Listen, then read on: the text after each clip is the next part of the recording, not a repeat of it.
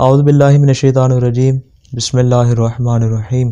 مستحب ہے کہ جب بھی انسان کو کسی قسم کی نعمت ملے یا اس کی کوئی مصیبت ٹل جائے تو وہ سجدہ شکر ادا کرے، اور سجدہ شکر کا سب سے بہترین مقام یہ ہے کہ انسان اپنی نماز مکمل کرنے کے بعد سجدہ شکر ادا کرے۔ سجدہ شکر کہ جس کے متعلق ائمہ معصومین علیہ السلام نے بہت زیادہ تاکید فرمائی ہے، اور نماز کے بعد اس کو اس لیے قرار دیا گیا ہے کیونکہ نماز یعنی خدا کی ایک بہت بڑی نعمت ہے، اور اس نعمت کے اتمام پر جب انسان اپنا سر سجدے میں رکھتا ہے تو خدا اپنے فرشتوں کو مخاطب کر کے اپنے اس بندے پہ فخر کر کے کہتا ہے، دیکھو اس نے نماز مکمل کرنے کے بعد میری بارگاہ میں سجدہ شکر ادا کیا ہے۔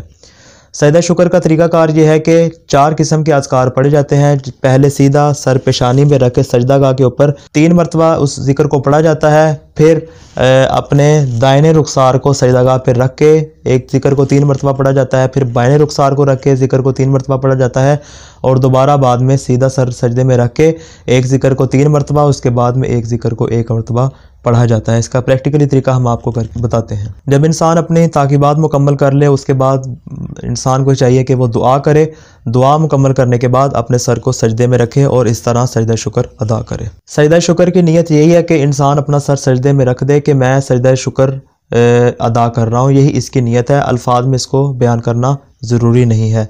اور جس طرح عام سجدہ کیا جاتا ہے کہ عام طور پہ ہاتھوں کو رکھ کے اور کوہنیوں کو اوپر اٹھایا جاتا ہے، لیکن سجدہ شکر میں حکم یہ ہے کہ انگلیوں سے لے کے کوہنی تک جو ہے وہ بازو کو زمین پر لگایا جائے، اور کوشش کی جائے کہ انسان اپنے سینے اور اپنے پیٹ کو بھی زمین پر لگائے، یعنی خود کو زمین پر پھیلا کے سجدہ شکر ادا کرنا چاہیے۔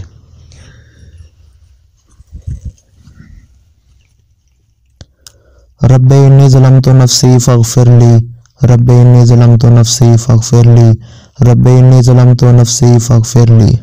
یا اللہ ہو، یا ربا ہو، یا سیدہ ہو، یا اللہ ہو، یا ربا ہو، یا سیدہ ہو، یا اللہ ہو، یا ربا ہو، یا سیدہ ہو۔